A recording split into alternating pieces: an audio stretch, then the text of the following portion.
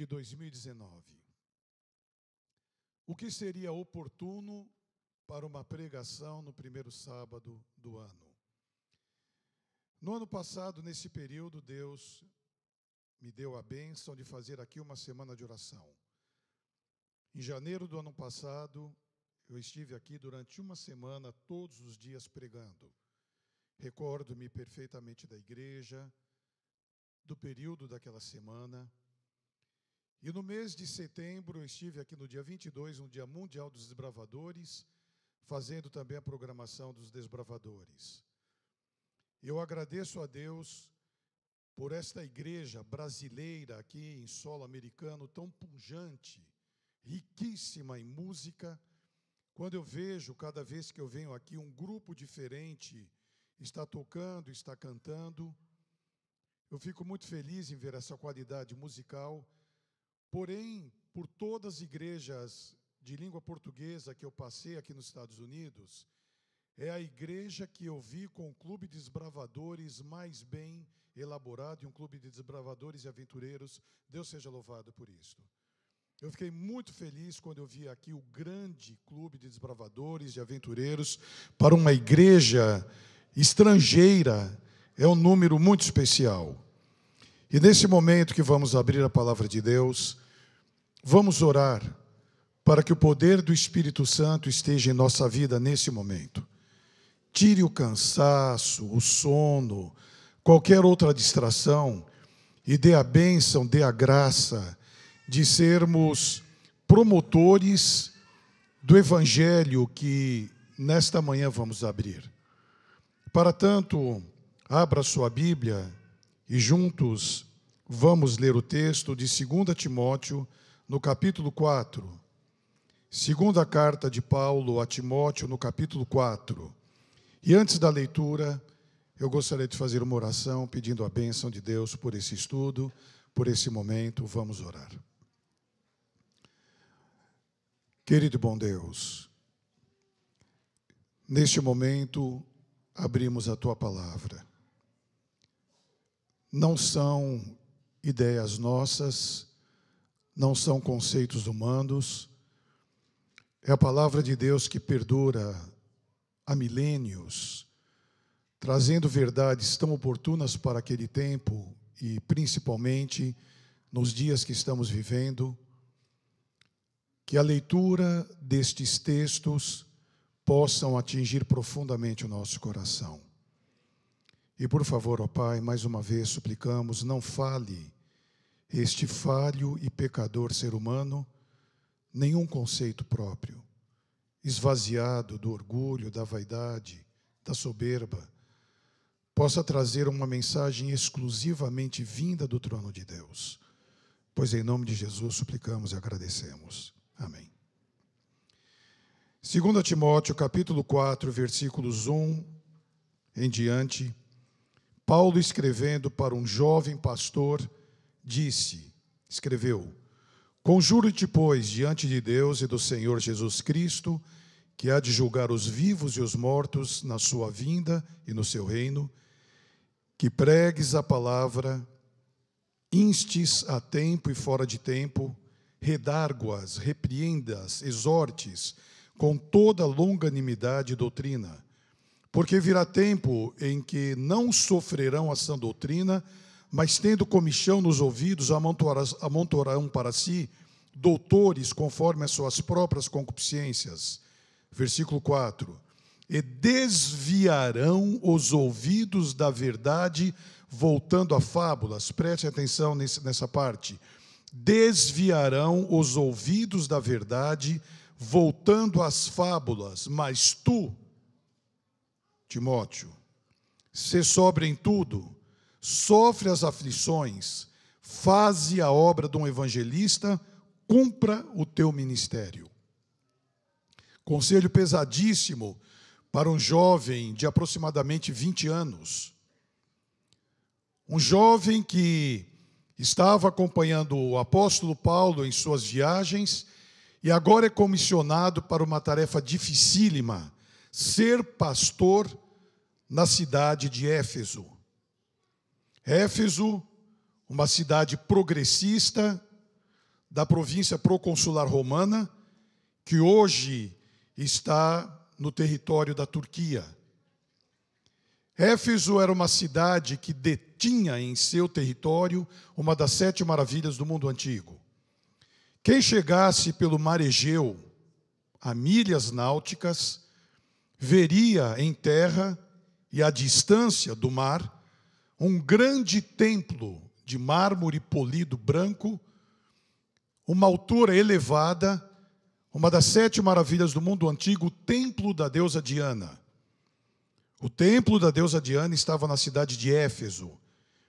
E dentro daquele templo havia o que eles criam, os efésios, habitantes de Éfeso, criam que aquela deusa de madeira, com um ventre avantajado, como se estivesse grávida, e o seu ventre era talhado em ovos, como sendo a deusa da fertilidade, criam os efésios que aquela deusa havia caído de Júpiter e estava ali na cidade para dar a bênção da fertilidade, a abundância do que era necessário.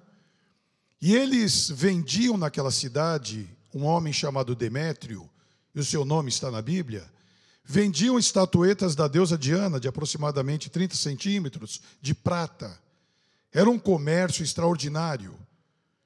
E chega um jovem pastor e diz: Diana não é a deusa verdadeira.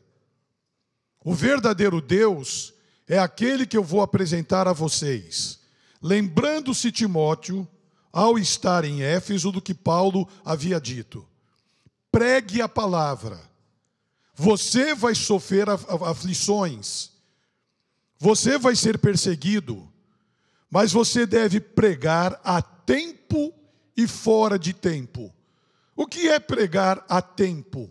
Quando as circunstâncias são favoráveis. Quando existe aceitação. Agora, quando é necessário um jovem pastor chegar a uma cidade como aquela, e quem viesse pela estrada real, que Roma havia aberto, veria a quilômetros de distância aquele magnífico templo da deusa Diana, que também era o cofre do mundo. Reis soberanos colocavam os seus tesouros ali. E as sacerdotisas de Diana eram mulheres vulgares, e o culto a Diana requeria um envolvimento sensual. Era algo extraordinário para homens e mulheres pagãos que não criam em Deus, terem uma construção tão grande como aquela, o templo da deusa Diana, uma das 7 maravilhas do mundo antigo, e ao mesmo tempo poderem desfrutar de um culto onde os desejos, possivelmente mais ocultos, poderiam ser ali extrapolados na hora da adoração. E vem um jovem e diz: Diana não é a deusa verdadeira. Eu quero apresentar a vocês o Jesus crucificado. E ele começa a fazer uma pregação. De tal forma, aquela pregação dele criou uma situação desfavorável, porque quando Paulo chegou ali a Éfeso para pregar, e também falou sobre esse assunto, eles queriam matar Paulo. A adoração a Diana era algo tão extremo, tão relevante para aquela cidade, conhecida no mundo, que eles não aceitavam que alguém pregasse contra a sua deusa. E Paulo diz, como Timóteo havia falado e falou posteriormente, Diana não é a verdadeira deusa, e essas estatuetas que vocês vendem não têm efeito algum. E as vendas começaram a cair. E Demétrio ajuntou os magistrados, fez uma reclamação formal, e resolveram prender o apóstolo Paulo para açoitá-lo e no dia seguinte matá-lo. Não encontraram Paulo. E levaram então 2 amigos dele, e a Bíblia diz o nome deles, Gaio e Aristarco.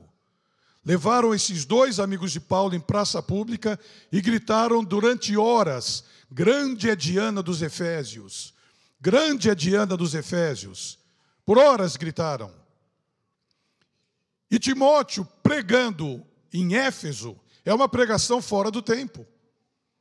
E a tradição diz que Timóteo foi ali apedrejado e morto na cidade de Éfeso.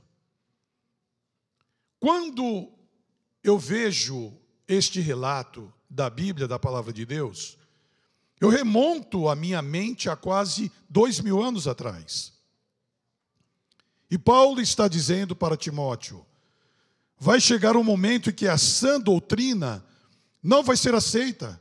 As pessoas não vão aceitar, vão ter comichão, coceira nos ouvidos. E quando Paulo usa esse termo inicial, eu te conjuro, eu conjuro-te, eu te convoco, eu estou te dando uma ordem. Você deve pregar o que é a pureza doutrinária. E chegando o momento de esta pregação estar fora do contexto, você vai sofrer. Você vai ser perseguido.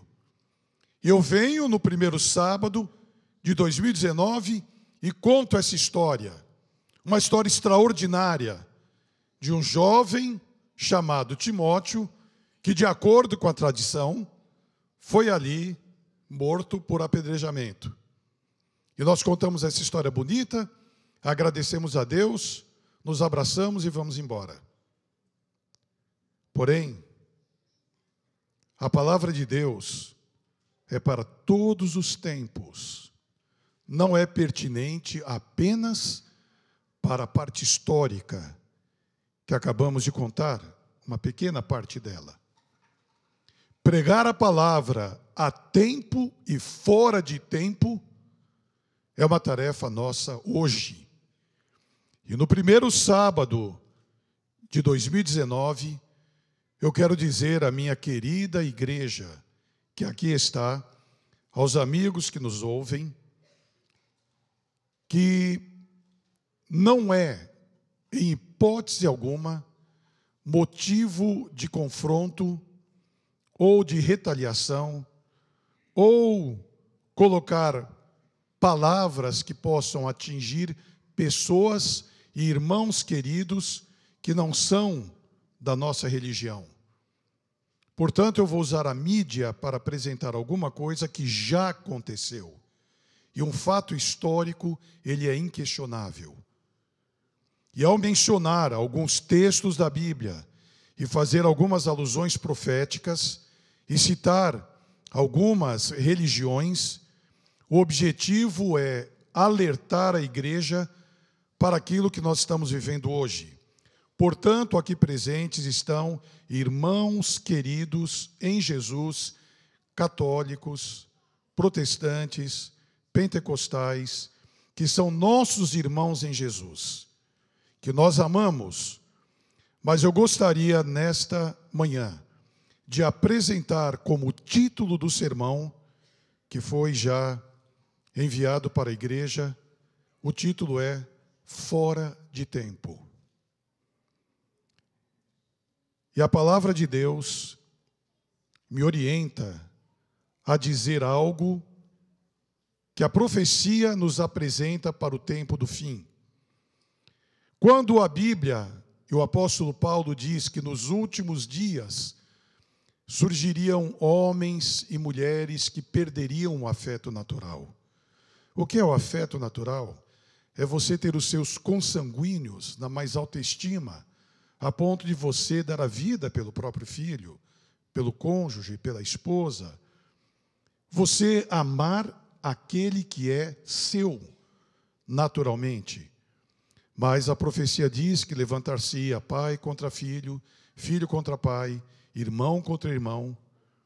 O apóstolo Pedro escreveu claramente que surgiriam escarnecedores dizendo: onde está a promessa da segunda vinda de Jesus? Desde que os nossos pais dormiram, as coisas permanecem como estão. E antes da volta de Jesus, neste período que estamos vivendo agora, onde as profecias de Mateus capítulo 24, que é o sermão profético de Jesus, fala claramente que antes da sua segunda vinda, o mundo estaria como nós estamos vendo agora. nação contra nação, reino contra reino, fomes, pestes, terremotos em vários lugares. Jesus alertou e disse, como foi nos dias de Noé, será os dias que antecederão a vinda do Filho do Homem, ou a segunda vinda. O que aconteceu nos dias de Noé? Se formos para Gênesis capítulo 6, nós vamos encontrar ali 2 vocábulos, pelo qual o mundo foi destruído com o dilúvio. E lá em Gênesis, Moisés escreveu o livro de Gênesis, inspirado por Deus. Moisés disse que o período do dilúvio, o mundo estava corrompido e totalmente violento. Olha a comparação que Jesus faz em Mateus 24, milênios depois de ter sido escrito o livro de Gênesis. Ele diz que antes da sua segunda vinda, além desses fatos que já mencionei, o mundo estaria como nos dias de Noé. E pergunto, vemos hoje em nosso país corrupção? Vemos alguma violência? Eu tenho parte da minha família que mora no Rio de Janeiro. E no ano passado, em um período de 1 ano, eu preguei 3 vezes na Rocinha. Nenhum pastor quer subir na Rocinha. Eu estive lá 3 vezes. A esmagadora maioria dos que moram na Rocinha e nas outras comunidades são pessoas honestas, decentes. Mas como nós estamos vendo pela mídia, o nosso país foi carcomido pela corrupção, que automaticamente leva à violência. Eu não vou entrar aqui, em hipótese alguma, em mérito político. Não é esse o objetivo. Mas apenas fazendo uma alusão, como Jesus vai dizer, há quase 2000 anos atrás, que o mundo estaria como nos dias de Noé. Eu vou para Gênesis capítulo 6 e encontro 2 vocábulos. Que o mundo daquela ocasião, que foi destruído pelo dilúvio, passou pela destruição do dilúvio, pela corrupção e pela violência. Mas Jesus faz, em Mateus capítulo 24, uma tríplice alusão profética. Antes da minha volta, surgirão falsos cristos e falsos profetas, e farão tão grandes sinais e prodígios que, se possível fora, enganariam até os escolhidos. O que são falsos cristos e falsos profetas? O nome de Deus é usado, mas o poder é de outro anjo, não é de Deus. O nome de Deus é invocado, mas existe uma dubiedade quanto à informação do que é a palavra de Deus. 2 itens, antes da volta de Jesus, serão o divisor de águas.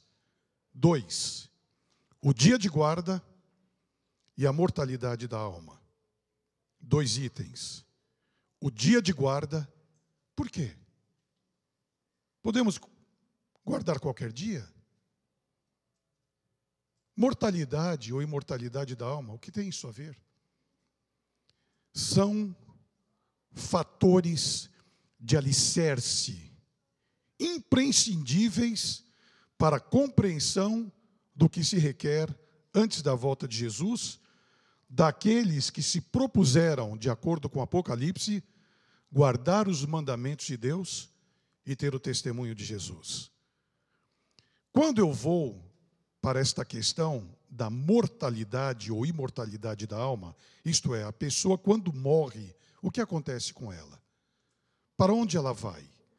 Ela vai para algum lugar, ela fica em algum lugar, ela tem um destino para ela ir quando ela morre? De acordo com o livro de 1 Coríntios, capítulo 15, Paulo apresenta a morte como um sono. E ele diz claramente, em 1 Coríntios, capítulo 15, a partir do versículo 50, na verdade, nem todos dormiremos, mas seremos transformados, num abrir e fechar de olhos ao soar da última trombeta, porque a trombeta soará, e os mortos ressuscitarão incorruptíveis, e os que estiverem vivos serão transformados. A Bíblia está dizendo que a morte é como um sono, onde a pessoa, ao morrer, não tem lembrança do que aconteceu. Em 1 Tessalonicenses, capítulo 4, Paulo repete claramente e novamente a morte como sendo um sono. E a palavra de Deus, eu vou ler alguns textos e vou mencioná-los também para não nos atermos muito devido ao tempo. Em Eclesiastes capítulo 9, versículo 5, sobre o estado da pessoa quando morre. Porque os vivos sabem que hão de morrer, mas os mortos não sabem coisa nenhuma. Nem tampouco eles têm jamais recompensa, mas a sua memória ficou entregue ao esquecimento. Versículo 10 de Eclesiastes 9. Tudo quanto te vier à mão para fazer, faze-o conforme as tuas forças, porque na sepultura para onde vais, não há obra, nem indústria, nem ciência, nem sabedoria, nem coisa alguma. Tudo quanto te vier à mão para fazer, faze enquanto você é vivo, enquanto eu sou vivo. Para a sepultura para onde eu vou, não há ciência, não há cultura, não há sabedoria, não há coisa alguma. Mas eu vou, saindo aqui do Antigo Testamento, eu vou para um texto do Novo Testamento, Hebreus capítulo 9, versículo 27. No livro de Hebreus, capítulo 9, versículo 27. E como ao homem está ordenado morrer uma vez, vindo depois disso o juízo. O homem morre, o ser humano descansa, e após vem o juízo de Deus. Isto é, havendo a ressurreição, a primeira e a segunda ressurreições, que é um outro assunto, que está no livro do Apocalipse. Mas há um outro texto, em Salmo 146, versículo 4. Salmo 146, versículo 4, mais um dos textos que fala sobre a mortalidade da alma. Sai-lhes o espírito, e eles tornam-se em sua terra. Naquele mesmo dia perecem os seus pensamentos. Espírito, do hebraico, do grego, ruach, nefesh, fôlego de vida. Sai-lhes o espírito. Quando diz sair o espírito, é que o fôlego cessa. E a palavra de Deus que diz que naquele mesmo dia perecem os seus pensamentos.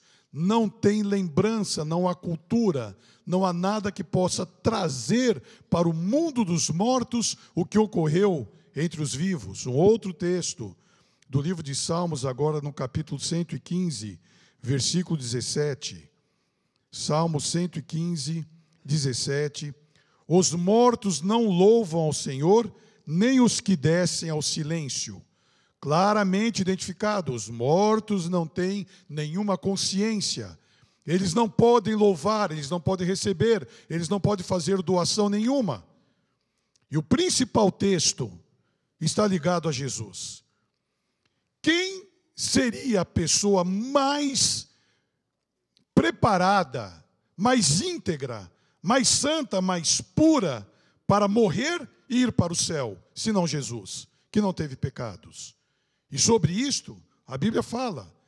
E quando nós vamos lá para o Evangelho de São João, no capítulo 20, versículos 16 e 17. São João, capítulo 20, versículos 16 e 17. Quando Jesus ressuscitou, Maria estava ali para recebê-lo. Disse-lhe Jesus, Maria, versículo 16 de São João 20. Maria, ela voltando, disse-lhe, Rabone, quer dizer mestre. Disse-lhe Jesus, não me toques, não me detenhas, porque ainda não subi para meu Pai, mas vá para os meus irmãos e dize-lhes que eu subo para o meu Pai e vosso Pai, meu Deus e vosso Deus. Quando Jesus falou isto para Maria, quando ele ressuscitou, ele disse, não me toques, porque eu não subi para o meu Pai.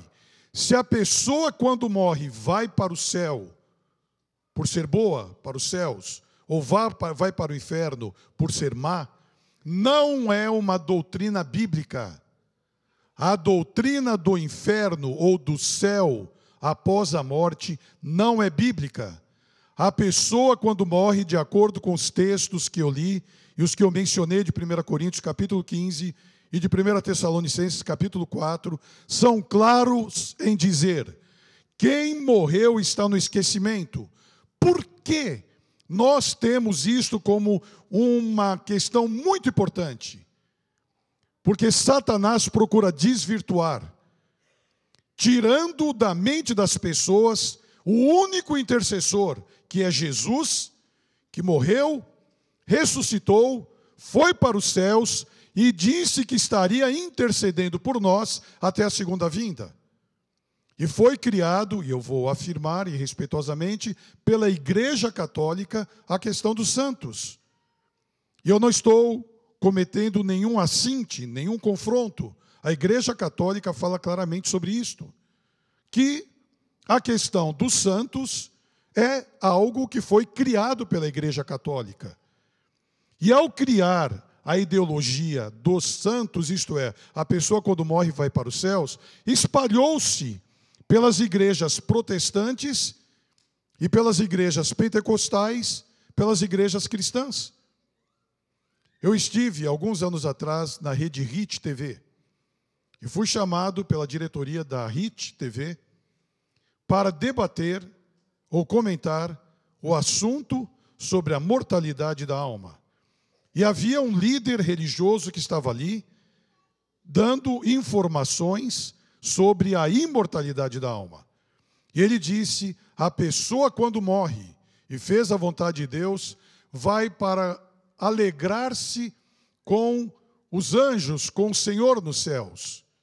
Eu falei: mas e o corpo? O corpo fica aqui enterrado, o corpo é enterrado. E o espírito volta para Deus. E eu disse: mas o espírito que a Bíblia fala é o dom que Deus tem da vida. Espírito, na tradução do grego e hebraico, ruach, nefesh, é fôlego de vida. E eu perguntei: então a pessoa vai para os céus e fica como um fantasma, uma alma etérea, que não tem corpo. E ele fica ali fazendo o quê? Gozando as alegrias dos céus, na presença do Senhor. E eu procuro trazer a racionalidade. Adão, Eva, Abel viveram há quase 7.000 anos atrás. Pessoas que estão preparadas para a volta de Jesus e vão ressuscitar quando Jesus voltar. Estão nos céus há alguns milênios fazendo o quê? Alegrando-se com as benesses dos céus. De que forma?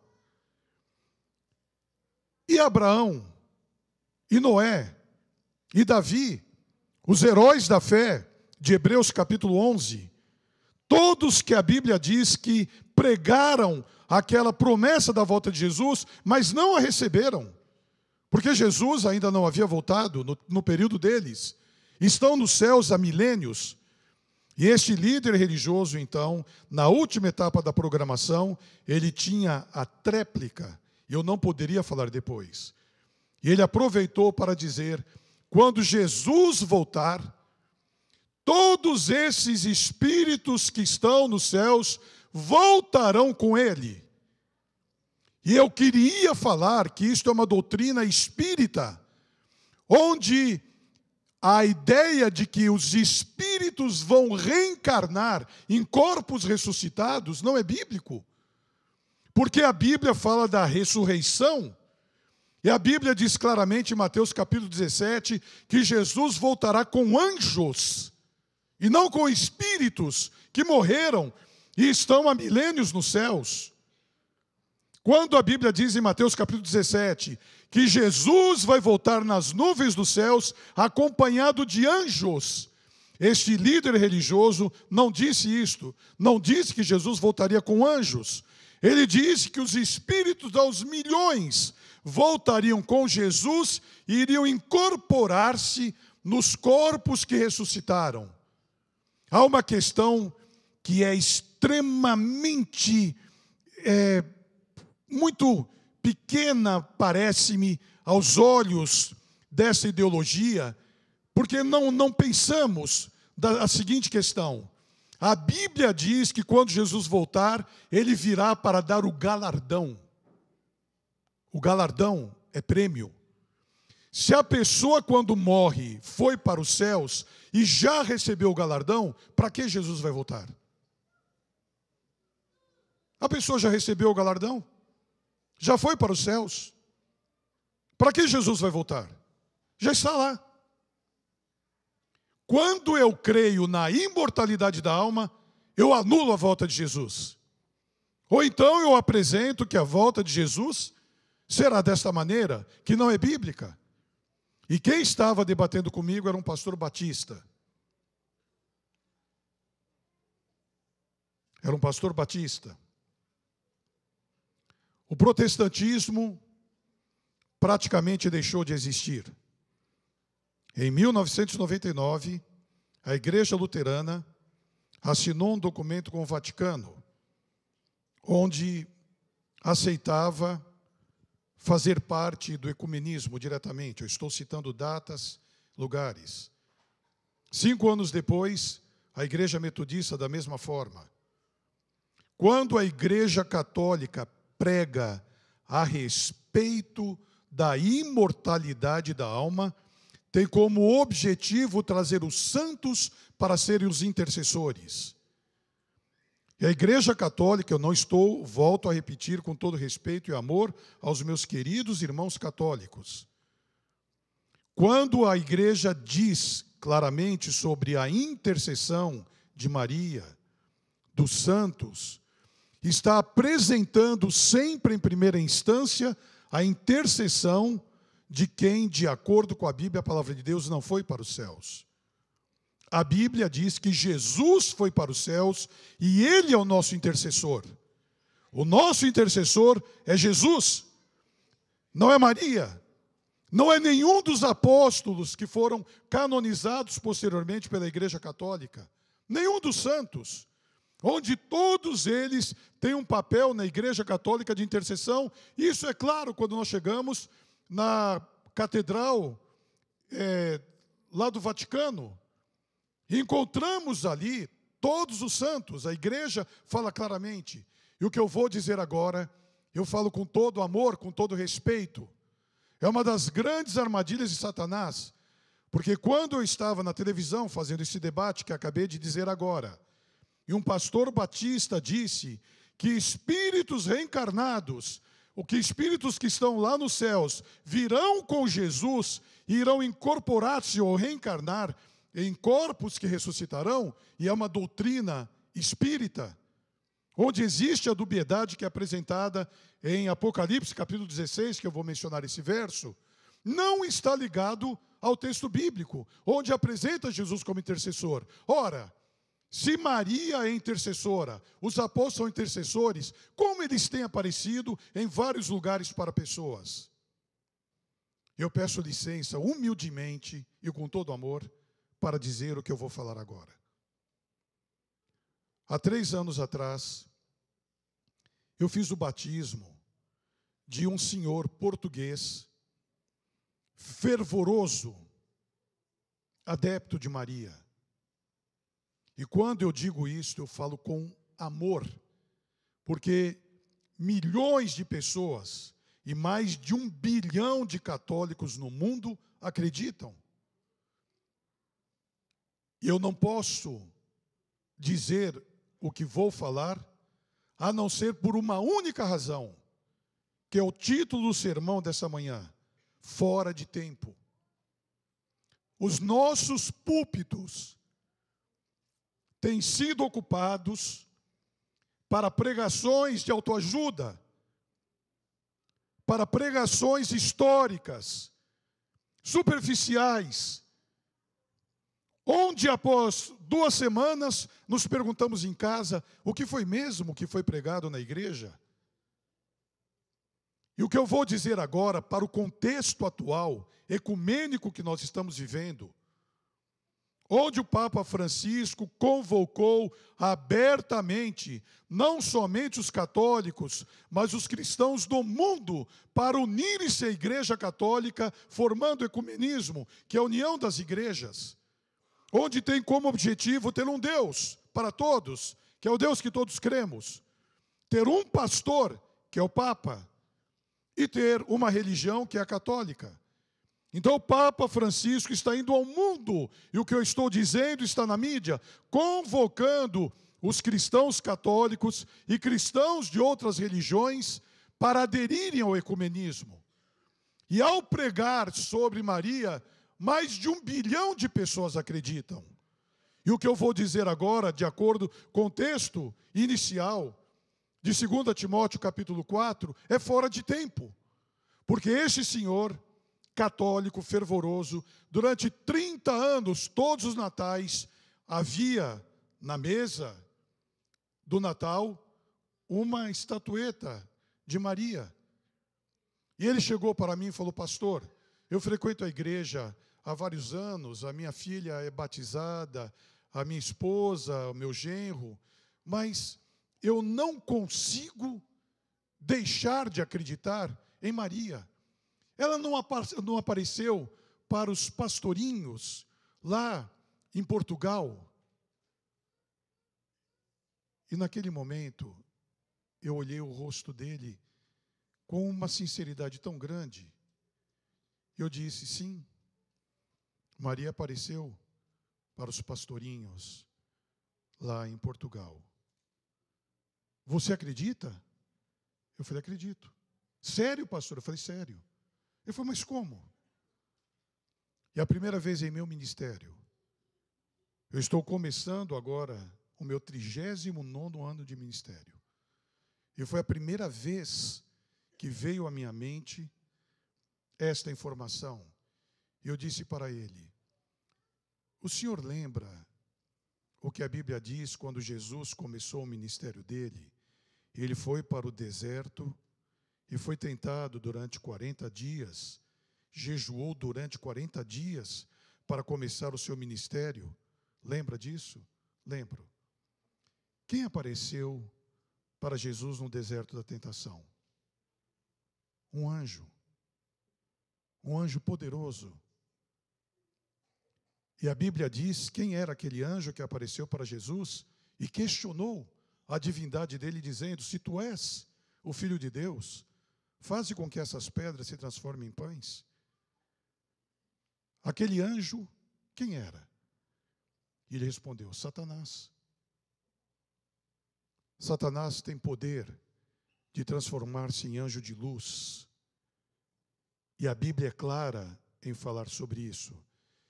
E eu perguntei para esse irmão, querido, católico, se Satanás tem poder para transformar-se em anjo de luz, com o objetivo de enganar o próprio Cristo, ele não teria poder para transformar-se em Maria ou qualquer outro dos apóstolos?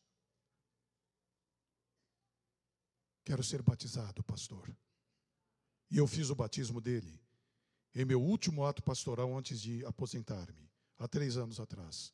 Eu fiz o batismo daquele homem, louvado seja Deus. A questão da mortalidade da alma, como os textos que apresentamos, é decisivo no grande conflito que estamos vivendo antes da volta de Jesus.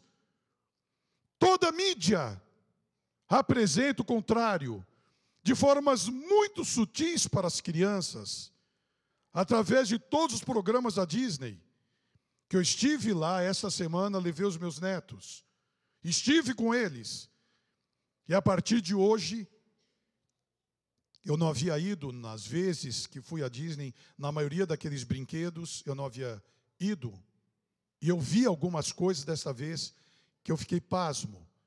Chama muito atenção, tudo ligado à imortalidade da alma, cheio de fantasmas, cheios de ETs, onde as crianças brincam com isto. Mas volto a dizer, não é um anjo de luz, não é um ET. Satanás tem poder para transfigurar-se em todos estes personagens. e aparecer para as pessoas. Tanto é que nas sessões espíritas, em outras mais, os mortos aparecem. E o segundo fator decisivo antes da volta de Jesus é o dia de guarda. O selo de Deus é apresentado no livro do Apocalipse como sendo o sábado. E o sinal da besta, besta não é um termo pejorativo. Em português, na língua portuguesa, quando estamos com raiva, nós podemos chamar alguém e dizer, você é uma besta, ou algo semelhante. Mas na profecia, besta é um poder religioso. E no livro do Apocalipse, este poder religioso é identificado claramente como papado. O selo de Deus é um dia de guarda. O sinal desse poder religioso é outro dia de guarda. Eu quero agora, rapidamente, fazer um estudo com os irmãos, nesses poucos momentos que tenho, usando a Bíblia, para fazer um estudo rápido sobre o dia de guarda do domingo. Nós estamos acostumados a fazer um estudo sobre o dia de guarda do sábado. E eu vou fazer agora com a igreja um estudo rápido sobre o dia de guarda do domingo. O primeiro texto está em Mateus capítulo 28. Qual é o dia de domingo dos 7? Qual é? Primeiro dia.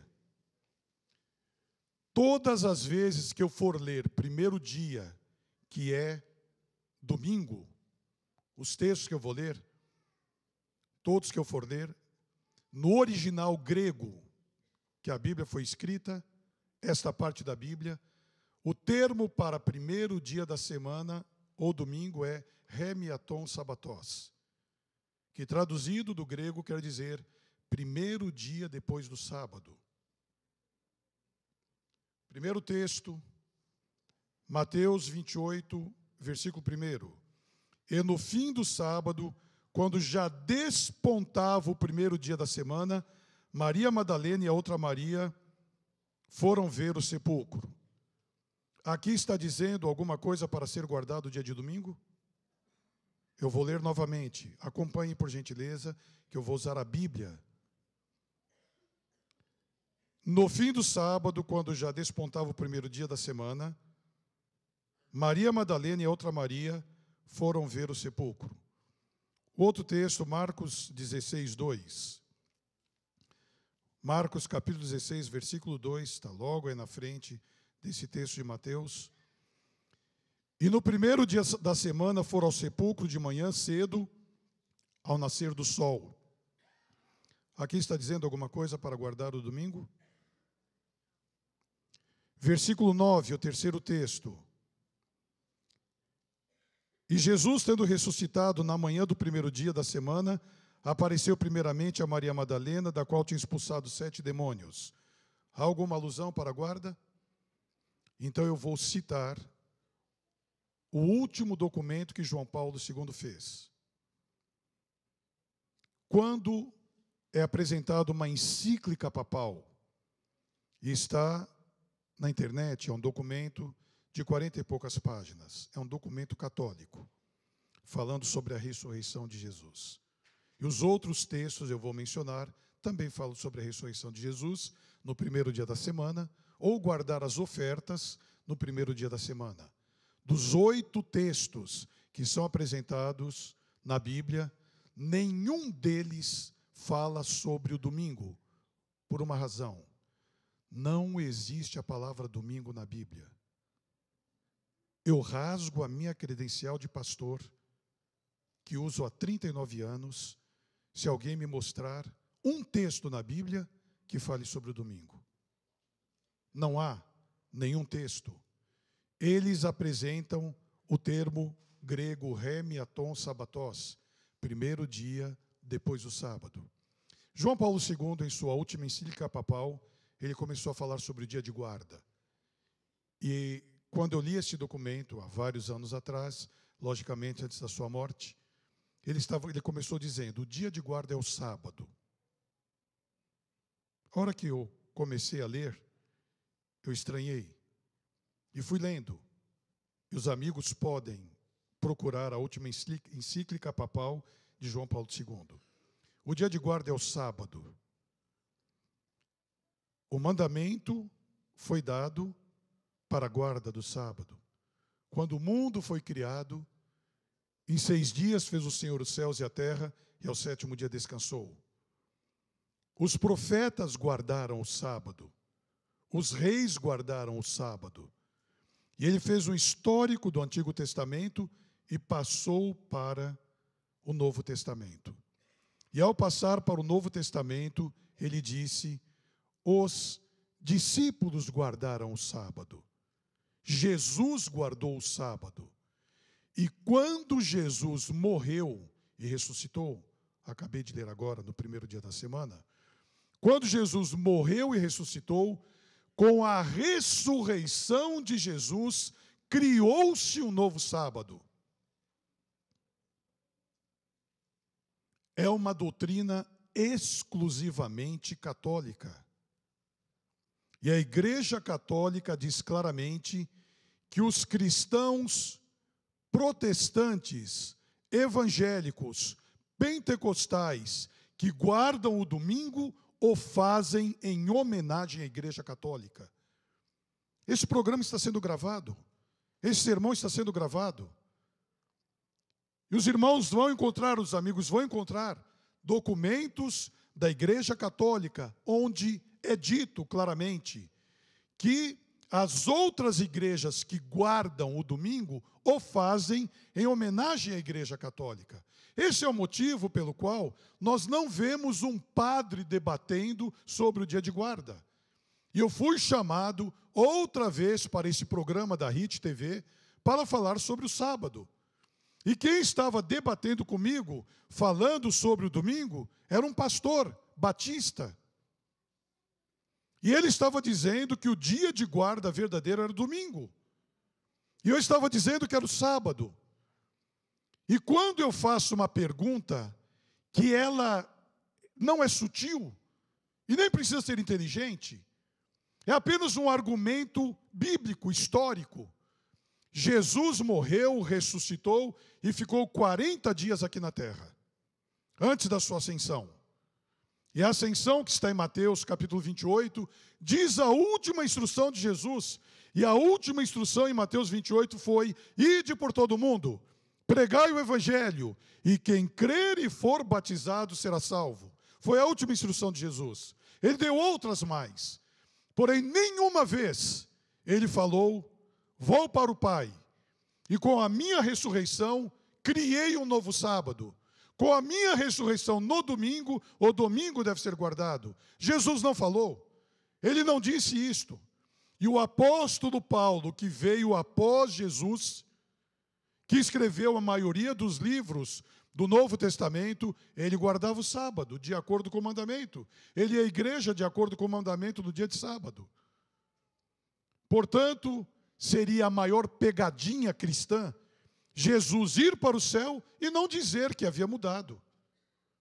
E quando essa encíclica papal diz que o dia de guarda foi mudado, e na realidade foi no ano 321, quando o imperador Constantino, que também detinha poderes religiosos, mudou o dia de guarda santificado para o dia de adoração, o dia do sol. Tanto é que em inglês, a maior identificação, que é uma guarda pagã, é o termo em inglês, Sunday, dia do sol. É uma adoração pagã que veio em 321, eu estou dando a data, pelo imperador Constantino. Eu respeito o que a Igreja Católica apresenta. É uma doutrina da Igreja Católica. E eu respeito as outras religiões. Mas afirmo diante de Deus, não é bíblico. Não é bíblico. Não está na Bíblia, na palavra de Deus. Portanto, antes da volta de Jesus, esses dois fatores estarão sendo divisor de águas para aqueles que receberão a bênção da salvação e poderão herdar o reino eterno de acordo com o que a Bíblia apresenta. E claramente diz sobre o dia de guarda e sobre a mortalidade da alma. Há vários outros textos que, devido ao tempo, eu não vou dizer. Apenas mencionar, para terminar, Apocalipse capítulo 16. Em Apocalipse capítulo 16, nós encontramos uma tríplice união religiosa. Apocalipse 16, versículos 13 e 14. E da boca do dragão, e da boca da besta, e da boca do falso profeta, vi sair 13 espíritos imundos semelhantes a rãs, porque são espíritos de demônios que fazem prodígios, os quais vão ao encontro dos reis de todo o mundo para os congregar para a batalha naquele grande dia do Deus Todo-Poderoso. No livro do Apocalipse, vem apresentando a junção, a união de 3 poderes, que são identificados como dragão, besta e falso profeta. O dragão, em profecia, é o espiritismo. A besta, em profecia, é o catolicismo. E o falso profeta, em profecia, é o protestantismo apostatado. Quando essa tríplice união fizer forças, haverá o que em profecia cremos ser o último ato do drama da história deste mundo, denominado de decreto dominical. Há de vir e virá. E como disse agora um pouco antes, o que eu estou pregando é fora de tempo. É o primeiro sábado de 2019. Porém, é um sábado de decisões que nós precisamos fazer referente à escolha que vamos ter em nossa vida. Não importa a cultura que eu tenha ou a falta de cultura. Não importa a crença que eu tenho ou a crença que você e os senhores têm. A partir desse momento, todos nós temos uma responsabilidade muito grande. Eu vou terminar lendo um texto de Ellen White, no livro Mensagens Escolhidas, volume 3, página 423 e 424, o parágrafo diz: eu vou ler primeiro um texto de manuscritos, página 34, de 1897. O sábado é a grande questão decisiva. Ele é a linha de separação entre os leais e sinceros e os desleais e transgressores.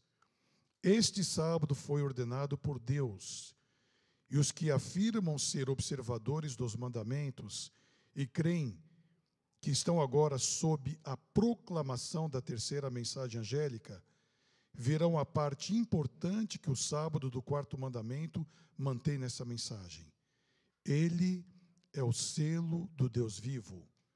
Eles não diminuirão, ou quem os guarda, não diminuirão as reivindicações do sábado para acomodá-lo às suas conveniências. É mais conveniente não guardar o sábado.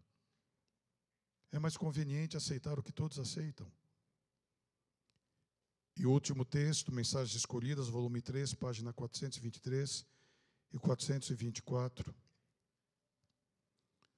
Todos os que exaltarem e venerarem o falso sábado, um dia que Deus não abençoou, ajudam o diabo e seus anjos com todo o poder da habilidade que lhes foi dada por Deus e que eles perverteram, usando-a para o mal, inspirados por outros espíritos que obscurecem seu discernimento, eles, ou pessoas, não conseguem ver que a exaltação do domingo é inteiramente uma instituição da Igreja Católica. Quando Ellen White escreveu isso, há mais de 100 anos atrás, a encíclica papal de João Paulo II não havia saído. Uma instituição totalmente da Igreja Católica, o que a Igreja Católica diz claramente ser dela. Querida igreja, queridos amigos que nos acompanham, vivemos em tempos decisivos. E a volta de Jesus é um dia de libertação. Não devemos ter medo da volta de Jesus. O preparo a cada dia e a partir desse primeiro sábado de 2019 é decisivo para todos nós. Porém, a volta de Jesus não está mais longe do que o dia da minha morte. O dia que eu morrer, Jesus voltou para mim. Porque, de acordo com o que eu li, eu, Jonas, não posso ter mais nada que possa ser feita. Porque não há cultura, não há lazer, não há ciência, não há trabalho, não há coisa alguma. Portanto, de acordo com o conselho bíblico, tudo que eu, que você, temos que fazer, vamos fazer agora. Eu quero terminar com uma oração. Assim como cada noite e nos sábados que eu estive aqui há um ano atrás, eu orei com aqueles no final do culto que aceitavam o plano bíblico que foi apresentado. Eu quero orar agora, nesse momento, com amigos que estão aqui, que têm coragem, ou que tenham coragem de pregar a tempo e fora de tempo. E a maior pregação que é feita não é essa de púlpito, quando abro publicamente a Bíblia. A maior pregação é quando eu estou lá no meu trabalho, quando eu estou viajando, quando eu estou na minha casa, nos lugares mais íntimos e recônditos da minha vida, onde as particularidades são encobertas e possivelmente nem o cônjuge saiba de algumas questões que existam. É neste momento que decisões importantes são tomadas. E eu quero orar nesse momento, não sei se com uma pessoa, com duas, não sei quantos terão. É preciso ter coragem para virem aqui comigo à frente e dizerem: eu quero ser usado por Deus como Timóteo foi. Eu quero ser usado por Deus nesse momento da história, para onde eu estiver a minha influência, e eu influencio as pessoas a respeito daquilo que eu creio, por 3 fatores principais: o que eu como e bebo, o que eu visto e o que eu falo. Ninguém me conhece. E quando eu estou falando, eu estou demonstrando em quem eu creio, naquilo que eu creio. Quando eu me alimento, quando eu me visto, quando eu estou nos relacionamentos sociais, culturais, as pessoas estão olhando para mim, os holofotes estão em cima. Como Paulo escreveu em Hebreus capítulo 12, uma nuvem de testemunhas nos cercam, estão nos olhando, estão nos observando. Deixe todo o peso que te segura e corra com paciência esta carreira que Deus propôs para a soberana vocação em Cristo Jesus. Amém? Deus seja louvado, porque você está vindo aqui à frente. Vem aqui comigo, eu quero orar com você. Deus seja louvado. Louvado seja o nome de Deus. Eu estou vendo as minhas primas aqui agora, a Solange e a Cíntia, queridas. Que bom ver vocês. Eu vou pedir que meu querido amigo Preguinho, ele venha aqui ao piano. Eu vou pedir à equipe de louvor que venha aqui à frente e cantem o hino 278. Este hino é a sua entrega que você está vindo aqui à frente. E a poesia diz: tal qual estou, eu me entrego a ti. Aceita-me, pois, Senhor Jesus, como eu estou. Como eu estou? Eu, Jonas, um pecador, careço da misericórdia de Deus. Tal qual estou, eu vou a Jesus. E o que é maravilhoso, Ele me aceita, como se eu nunca tivesse pecado. E enquanto esse hino é cantado antes da oração, que Deus abençoe a sua vida, que te dê um ano feliz, que te dê um ano com vitórias, com saúde, com realizações. Que Deus abençoe o seu lar, o seu casamento, a sua filhinha, o seu filhinho, os seus netinhos, o seu cônjuge. Que Deus abençoe a sua vida. Esse momento de entrega, quando eu me levanto, eu digo diante do universo de que lado eu estou. E ao estar ao lado de Jesus, ao lado de Deus, eu recebo as bênçãos maravilhosas dos céus. E este hino é a síntese da minha e da sua vida. Como pecadores, nós vamos e nos apresentamos diante de Deus, tal qual estamos. Com todo fervor, vamos juntos cantar.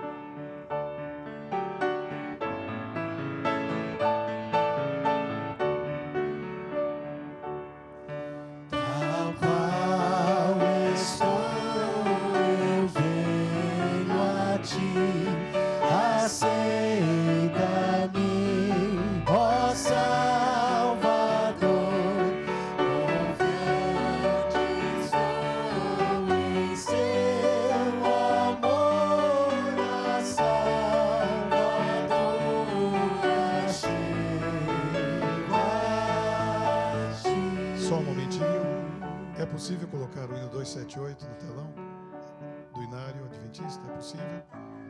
Para acompanharmos a letra. 278. Para acompanharmos no telão. É possível? É possível? 278. Então vamos de novo. Vamos de novo. É muito importante que a congregação leia e entenda o texto. Vamos lá. Tal qual estou, eu venho a ti, aceita-me, ó Salvador, confiante sou em teu amor, ó Salvador, me achego a ti. Tal qual estou, eu venho a ti, perdão me podes conceder e minhas faltas esquecer, ó Salvador, me achego a ti. Tal qual estou, eu venho a ti, e tu minha alma limparás, com teu amor me envolverás, ó Salvador, me achego a ti. Amém. Deus seja louvado. E a palavra de Deus diz: aquele que vem a mim, de maneira nenhuma lançarei fora. Isso é muito lindo. Deus não vai te esnobar. Ele não vai te colocar de lado. Não importa o que aconteceu com a sua vida no ano passado, de acordo com o apóstolo Paulo escreveu: esquecendo-me das coisas que para trás ficam, prossigo para aquelas que estão diante de mim. 2019 está limpinho à nossa frente, olhando para Jesus, autor e consumador da nossa fé. Querido e bom Deus, muito obrigado por tua palavra que foi aberta agora. Esses amigos e irmãos queridos se levantaram, vieram aqui à frente e estão dizendo em seu coração: eu quero ser usado por ti a tempo e fora de tempo. Chegará uma ocasião em que esta doutrina vai criar uma situação muito difícil, mas a palavra de Deus é clara. Aos anjos darei ordem a teu respeito, para que os teus pés não tropecem em pedras. 1000 cairão ao teu lado, 10.000 à tua direita, mas tu não serás atingido. Por que não seremos atingidos? Porque a sombra do Onipotente estará nos velando, nos guiando, nos guardando. Que a bênção de Deus esteja em nossa vida ao tomarmos essa decisão, e que ao chegarem os dias decisivos à nossa frente, possamos estar ao lado de Jesus. E para tanto, que o Senhor nos abençoe e nos guarde. Que o Senhor faça resplandecer o seu rosto sobre nós e tenha misericórdia de nós.